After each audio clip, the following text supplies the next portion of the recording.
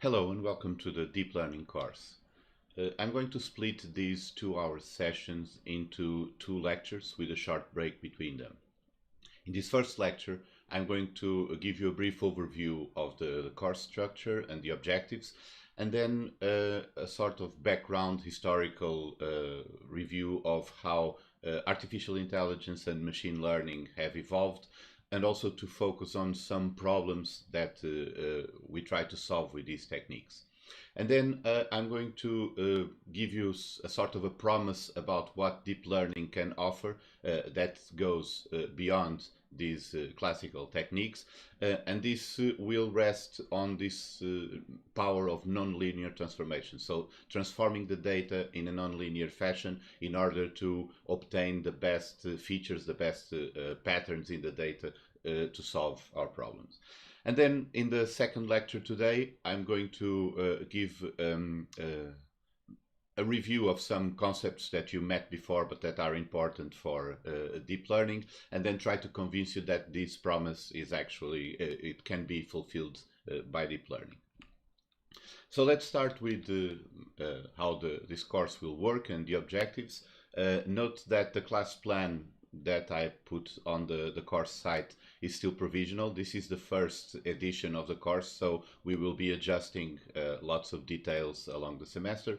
But the basic idea is to give you these foundations of how deep neural networks work. So the kind of optimization algorithms we use to train them, the activation functions, and when to use different activation functions, how to implement these networks, different architectures, how to apply different architectures to different kinds of problems, because one of the main advantages of deep neural networks is that they are very versatile. We can adapt the same basic structure to many different problems.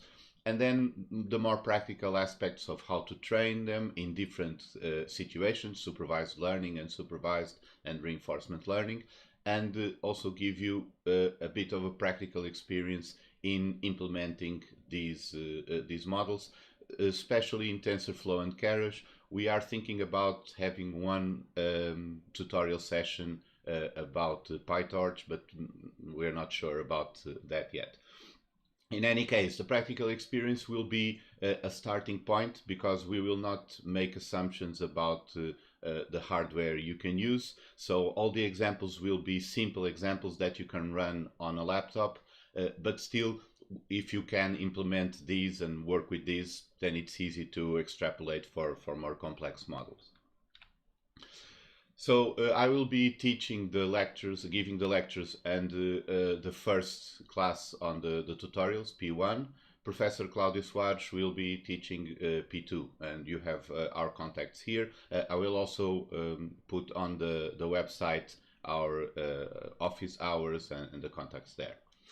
The assessment will be a theoretical component that will consist of 2 written tests, or the exam, which you can use to replace either of the tests. So it will work like the machine learning course. The exam will be graded onto independent parts, and you can replace the grade of the test on each of that part. And this theoretical component will count for half your grade. And then the practical components, the assignments, which will be in groups of 2 students, will cover the other half of the grades. However, you need to have a passing grade on each of these components, so at least 9.5 average on the tests and 9.5 average on the assignments. We will not have tutorial classes today. They start on the 24th. And today I'm just going to give a brief introduction. We're going to start this a bit lightly, and then next week we'll start with TensorFlow and the exercises.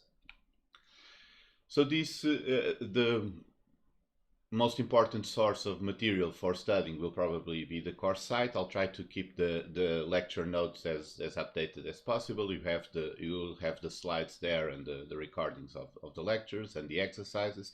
And then there are a few books which I will refer to occasionally.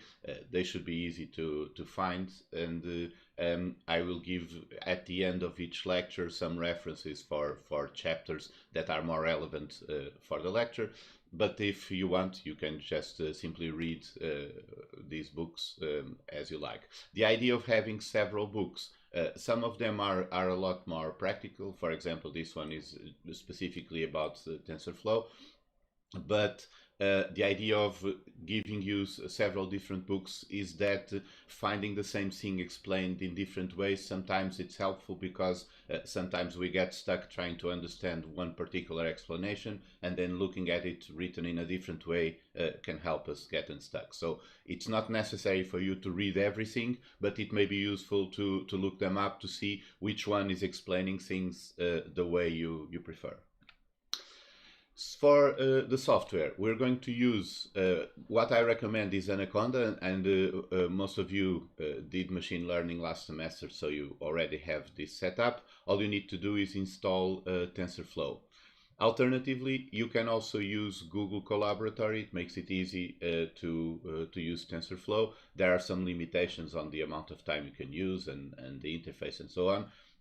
So I'd recommend using your own installation, but you can also use Google Colab. I will, in the second lecture, give you a bit more detail about this, how you can set up the software.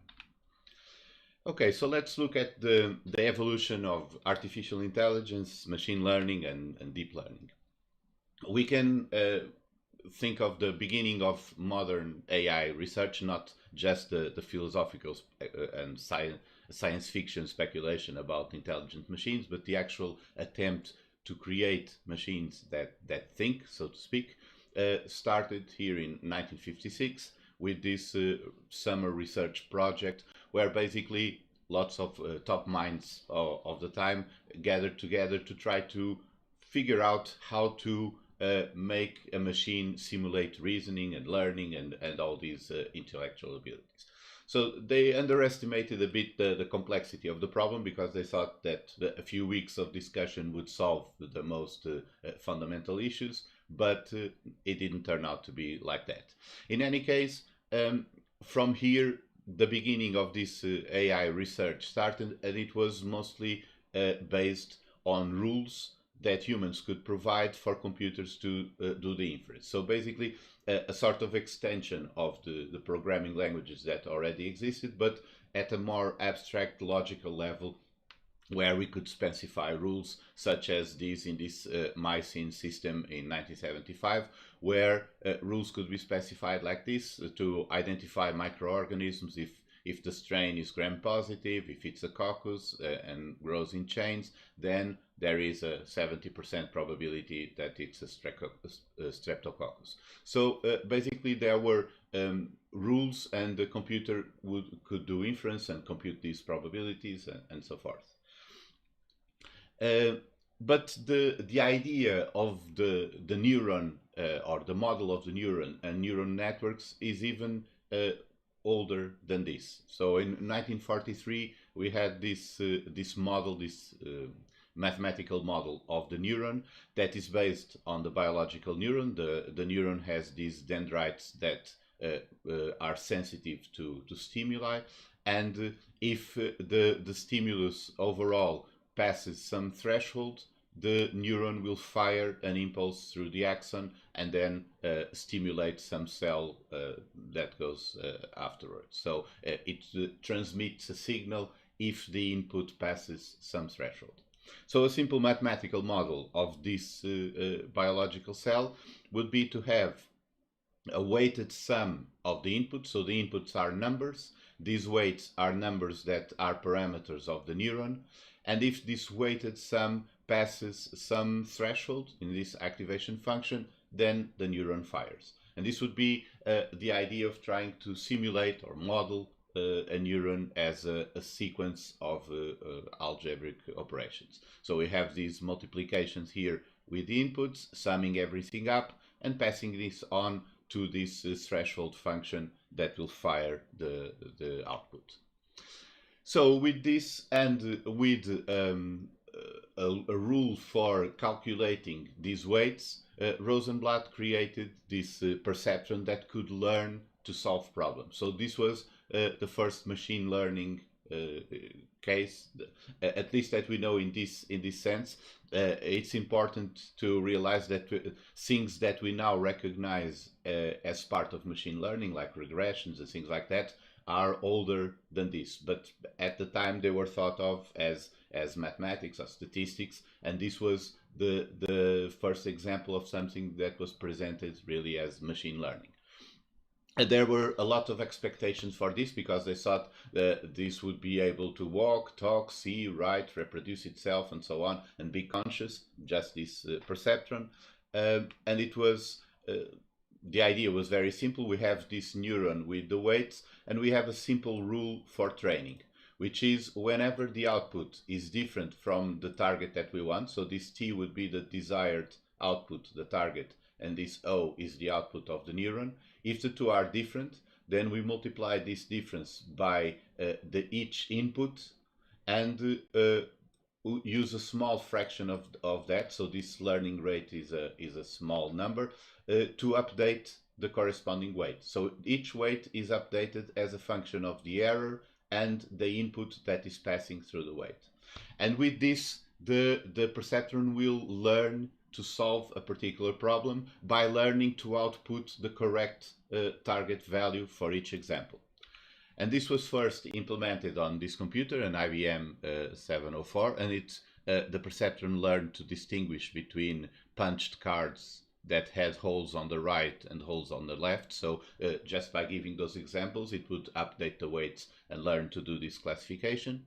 But then it was actually created as a machine. There was a camera with 20 by 20 light sensors, so 400 values for input, where we could show different images. And then there were these electric motors that adjusted the potentiometers that would do the effect of the weights. So these were adjusted depending on the errors of classification during training until the perceptron could classify images correctly. So this was really a machine that learned and was specifically produced for that.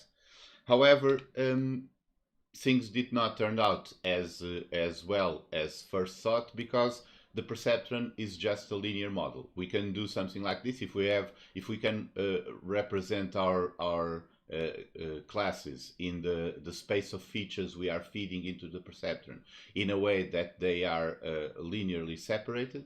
Then we can the perceptron learns how to classify them correctly. However, if they are not linearly separable, then the perceptron will not work, because this linear combination of the input values can only provide a linear separation between the points.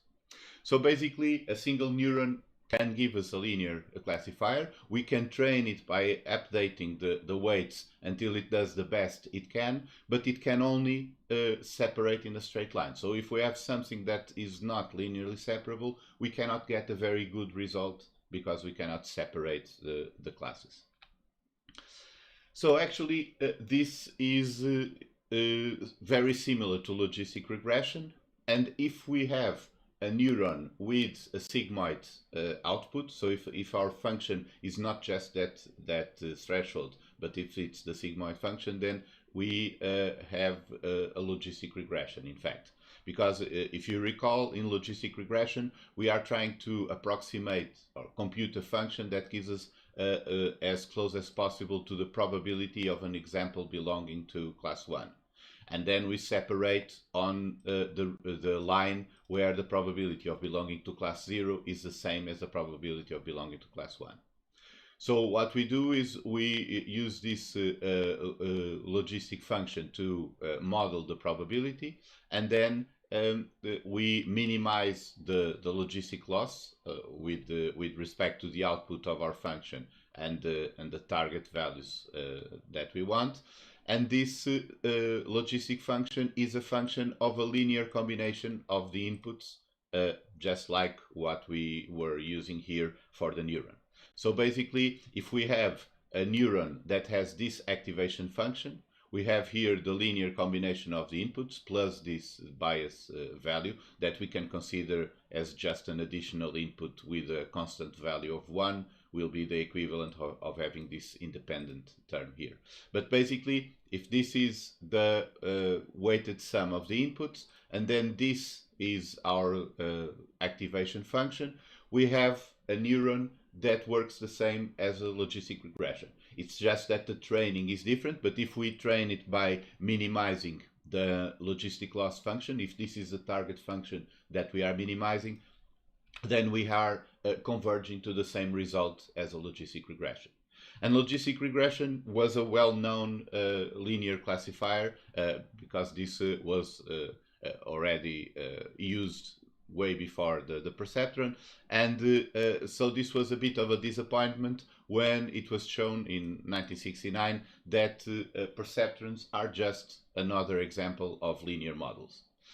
So by this time, there was a big disappointment in general with artificial intelligence, because that idea of putting the computers to think, making them reason like humans and learn and so on, was shown to be a lot harder than initially assumed.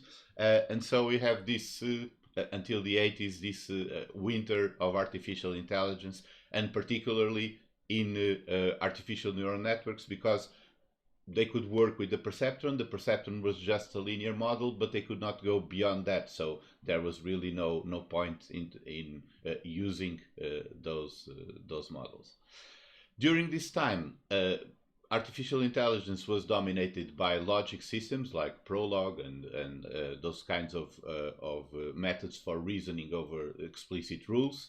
But during the 70s, the algorithm that was to be used as backpropagation for training neural networks started to appear in other contexts for computation. And in 1986, it was shown that it could be used to train multiple layers of neurons.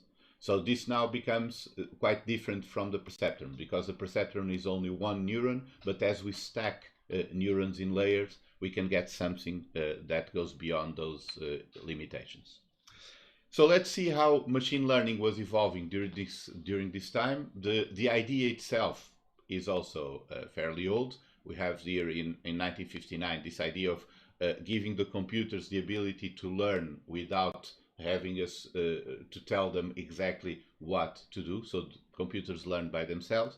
In 1997, we have this more formal and famous definition by Mitchell that basically we can say that the machine is learning if it is improving some performance measure at some specific task by giving it examples, by giving it experience. So if we can make the machine perform better just by showing it what the outcome is that we want in examples, then that machine is learning.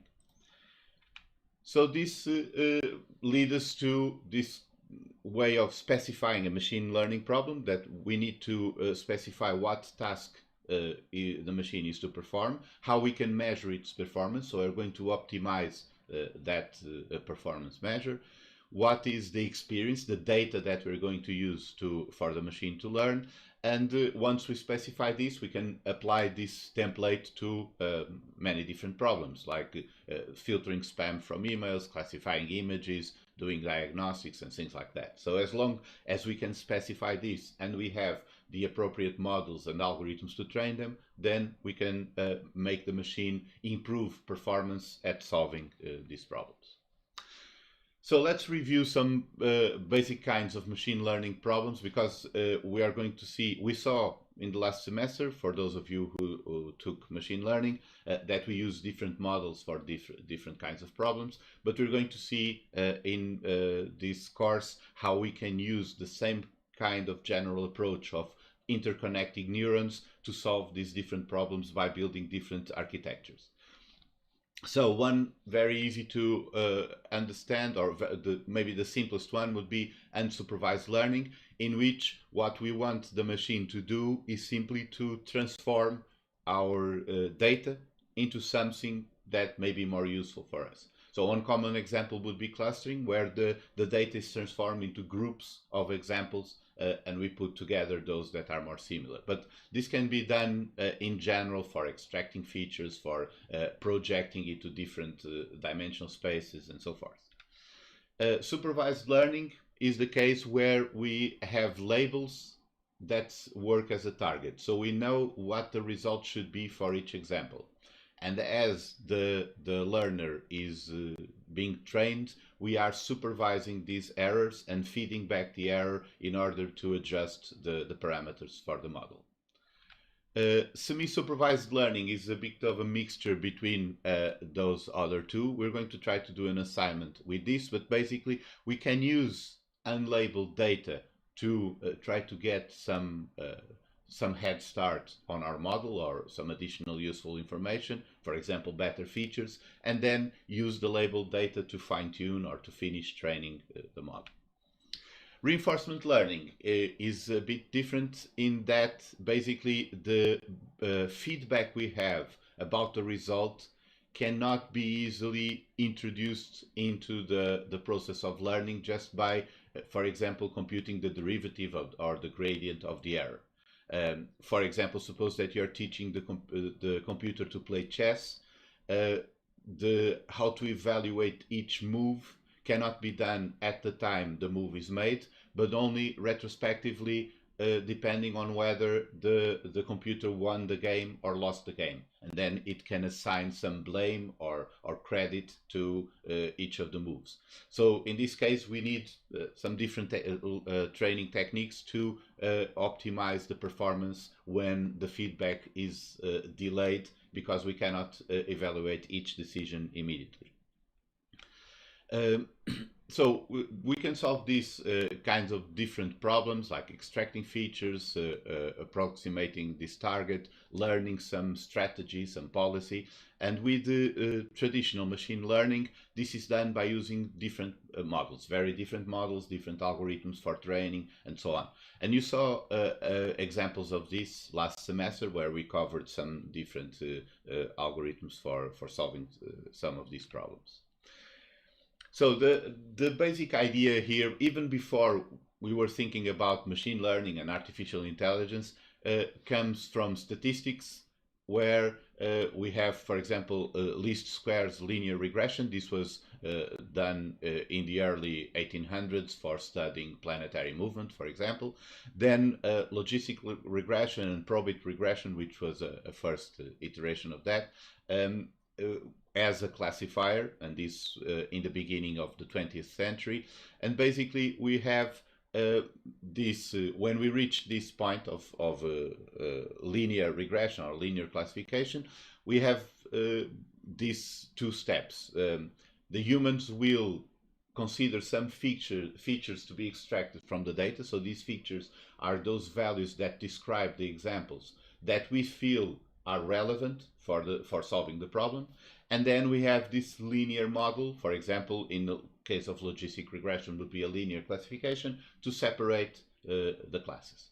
So this is where the model comes in, and this part is done by the humans to extract the relevant features. Of course, this is very limited, because with the linear classifier, we can only solve the problem adequately if we select those features that make the classes separable with a straight line or a straight hyperplane. In the 1990s, there was a big innovation, so to speak, in machine learning, where things started to shift a bit from this kind of in AI based on knowledge of explicit rules. So that approach where we knew what the rules should be, we express the rules, and the computer does the inferences from there.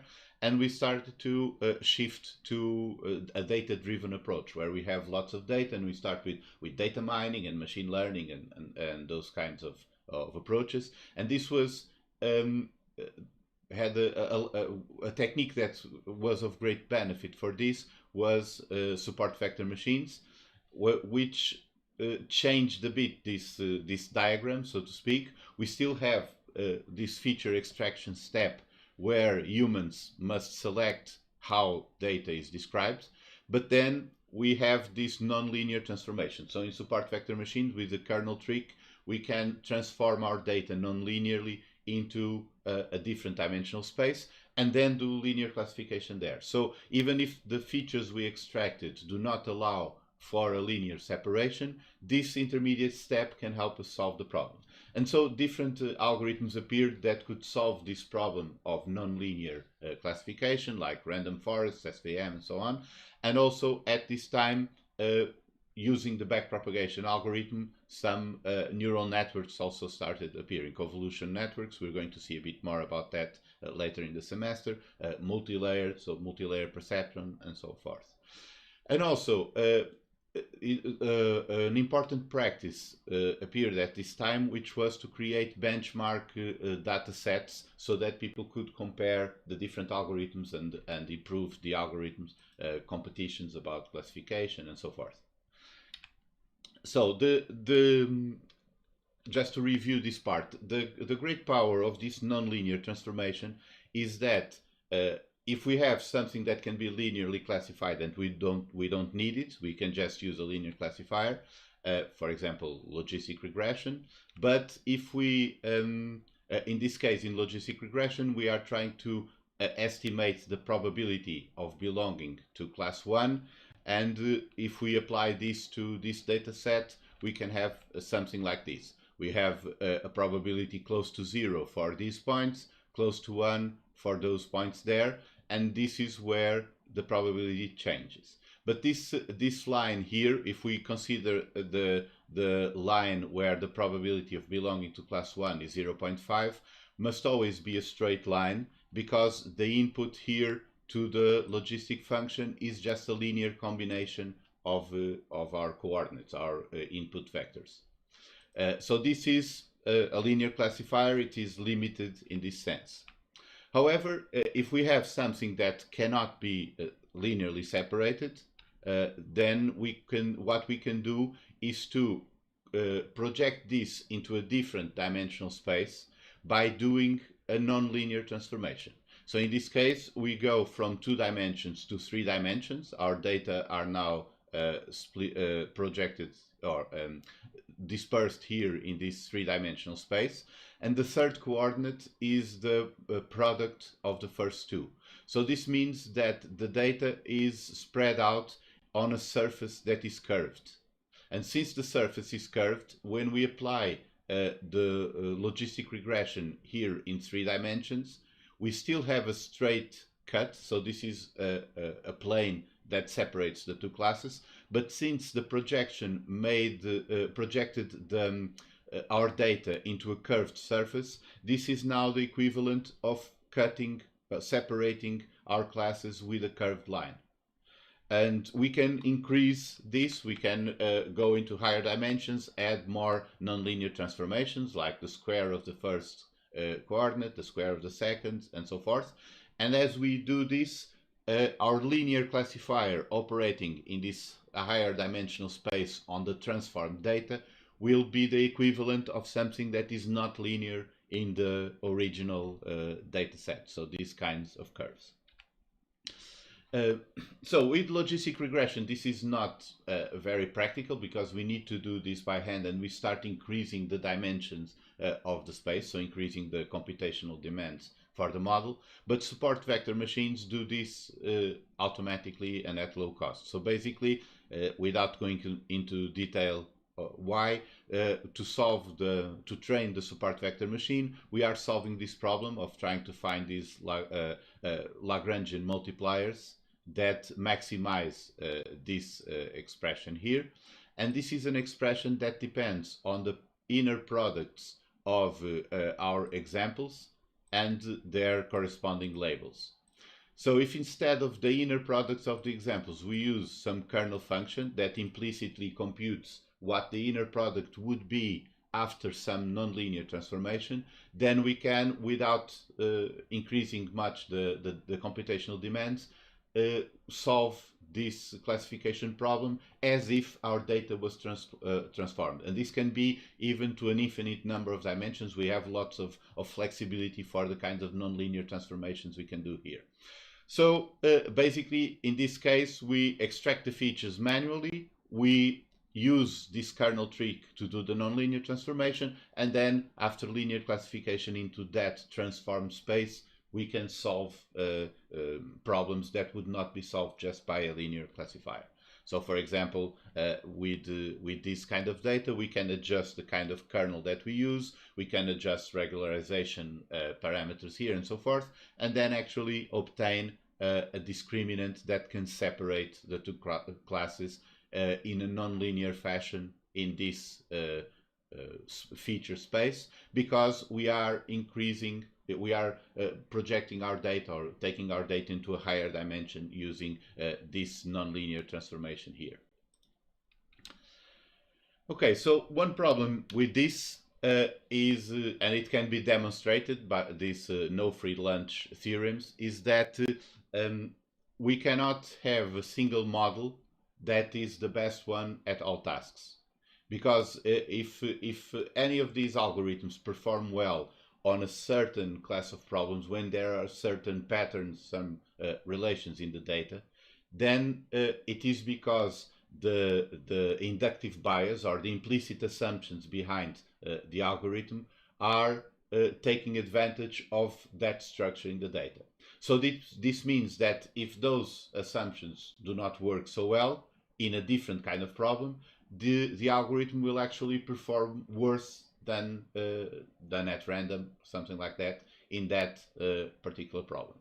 Of course, this is a theoretical issue. So if we consider all theoretically possible data sets, then no algorithm will perform better than chance on average on all of those. In reality, we don't have all possible data sets because reality imposes strong constraints on how the data can behave. Even so, we don't have a single model that is best for everything. So we need different models for different tasks, and often we need to experiment which one works better for particular problems. And one problem of this is also due to overfitting. So if we can in theory have a model that is so powerful that it can adjust perfectly to the training data, but then those inductive biases that the model is using to extrapolate from the training data to other data may not be working, and so it will overfit the training data and not generalize outside that data. So basically, we need in machine learning a way to experiment with different models and adjust the models to the data that we have in order to minimize overfitting while improving the ability to predict correctly in our training data. So nonlinearity is this kind of nonlinear transformation. We can use this to capture patterns in the data, but if we go too far, for example, here we have a very good separation between the classes, but then our hypothesis here, so the trained model, is predicting that a point that falls on this side will belong to the red class. And this seems a very risky prediction because this is clearly on the side of the blue points. So if we go too far here, we will capture patterns in the training data that may not generalize outside the training data.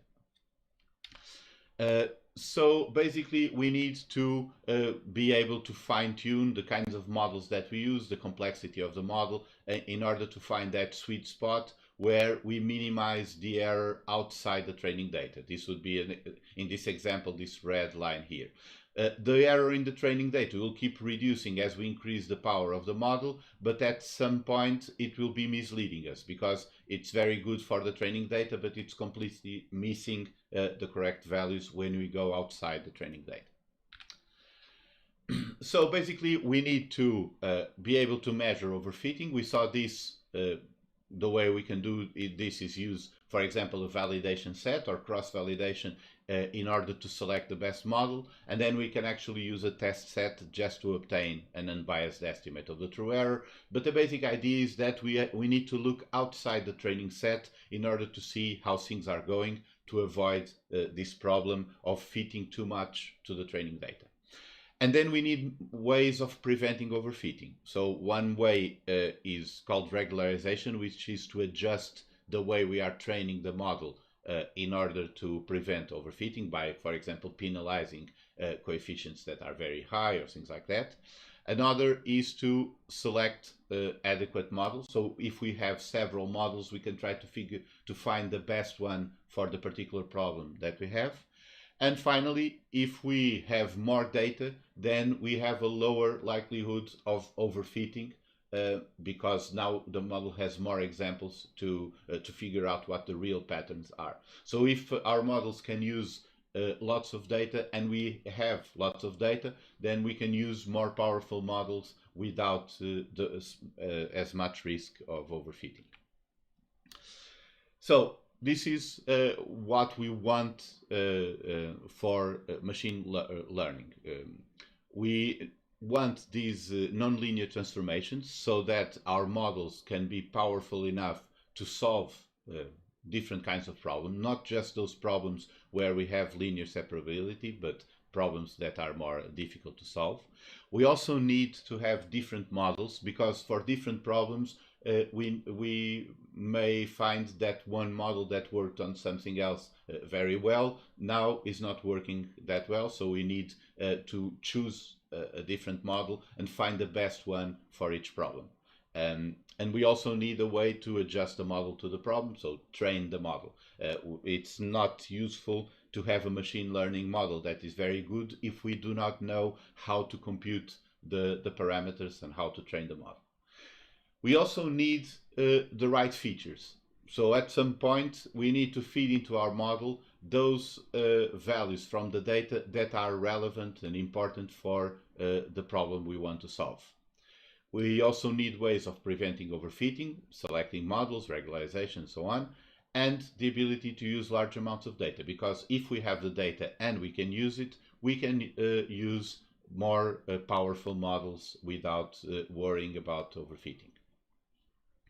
So this is basically what would be the ideal for machine learning, that we could do all of this.